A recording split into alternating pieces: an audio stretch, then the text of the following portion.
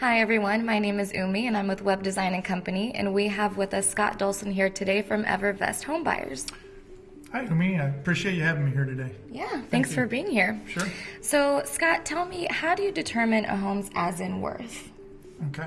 So the as-is worth of a property is determined in a lot of different ways, and a lot of it has to do with the type of house it is, the value of the home once it's fixed up, whether it's going to be what we would consider a fix and flip. So, buy, fix up, and sell to a homeowner, or, fix it up and utilize it as a rental property.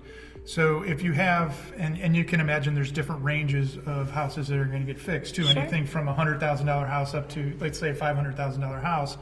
The rehab process takes on a totally different meaning with quality of materials and everything else that goes into it.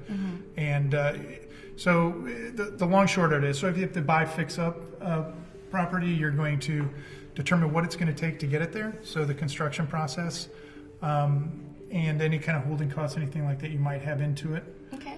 And then you're going to kind of back that down, so like, let's say it's worth, 500,000 and you got to put a certain amount of money in it to fix it up. You're going to subtract that from that. And then obviously there's going to be various holding costs, whether it's taxes or insurance, stuff like that on our end. And then a small profit margin for us, so that we can pay our bills. Okay. And that kind of gives us our price. If it's a rental property, it's done a little bit differently, but you at least have to make it, pass all the local codes, be a nice, solid, safe home for a person to rent and raise their family. So, yeah. That goes into my next question. What are some of the key factors that affect a home's as-is price? Okay.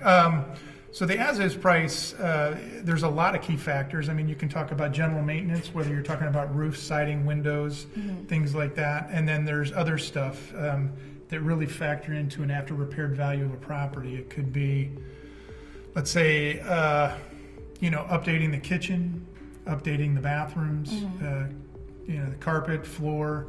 The house might have a foundation problem. The list kind of goes on and on. I mean, electrical service entrance wires.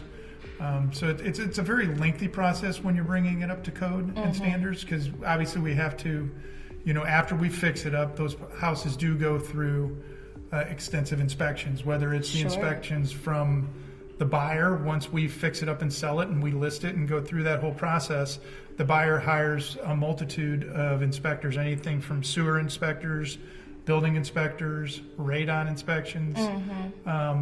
So the house gets really combed through. And in addition to that, a person has to go through and get an occupancy inspection from the local municipality. So it has to go through all that. So by the time the new homeowner moves into it, the house has really kind of been put through the ringer. Got it. So it's a nice home.